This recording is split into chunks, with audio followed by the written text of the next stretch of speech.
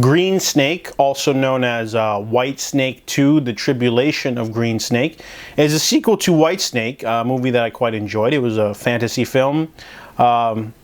This one is a lot different than what I was expecting. It takes place immediately after the events of the first movie, in which a powerful monk banishes White Snake and Green Snake to a sort of purgatory.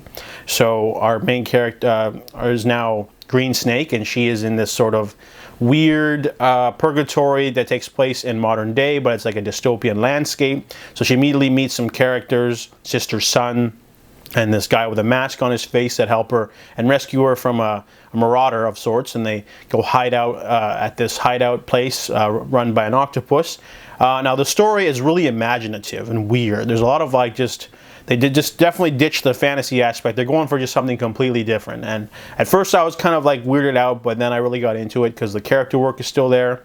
So Verta is basically making new friends, but then she finds out about the power struggle between the bullheads and the other gang, the Rakshas, I believe. Yeah, there's all these different like species that live there. There's like the bullheads, and then there's the Rakshas who can fly, and then there's like these other creatures that are like vampiric, and then can fly, and then like apparently if you die in purgatory you just get reborn automatically. Then there are ways to escape purgatory with your memories intact. So the story's a little bit long. It's a little over 2 hours, but the animation is gorgeous, really nice set pieces.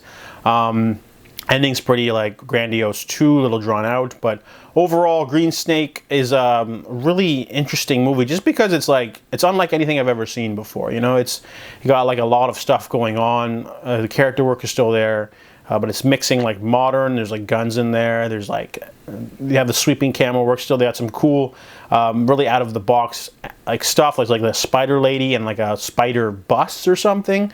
And like, yeah, it's really interesting. I really dug it. At first I was kind of like weirded out that they were in the modern day. I'm like, oh, is she gonna be like walking around in modern day? But no, yeah. So Green Snake was still worth checking out. I mean, for the animation alone and the just the sheer uniqueness of it. So I give Green Snake a 6 out of 10.